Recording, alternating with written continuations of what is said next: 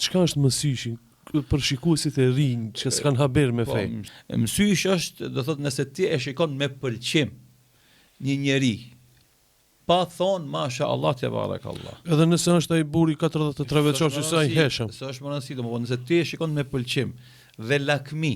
Një diçka, njeri qoftë, kerr qoftë, biçikletë qoftë, fëmijë qoftë, i madh qoftë, shtëpi qoftë, çka do të shefti me pëlqim dhe lakmi dhe nuk thu masha Allah te barakallah.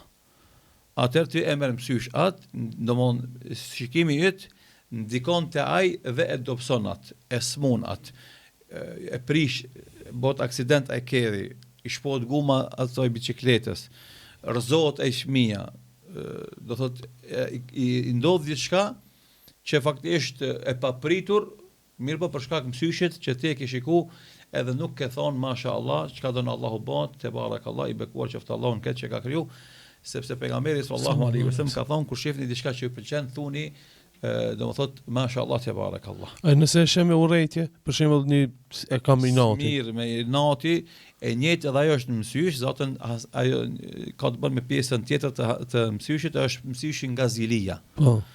Domethënë edhe kjo ka qenë vepër e njohur tek hebrejët në kalumen, pastaj edhe idhujtarët e kanë përdorur me pejgamberin sallallahu alaihi wasallam, kanë shikuar me shikim smire, zilie për ta smu pejgamberin sallallahu alaihi wasallam dhe për ta nal hovin e thirrjes së tij.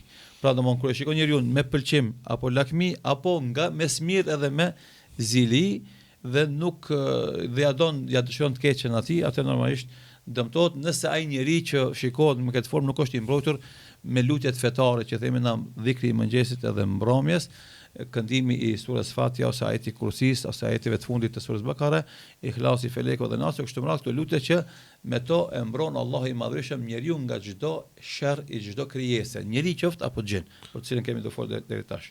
Shikues të nderuar, hoxha po na këshillon që mos na kap mësyshi, duhet namazin ta falim, të lexojmë Kur'an, dhikrin e mëngjesit, dhikrin e mbrëmjes dhe Allah i na mbron inshallah.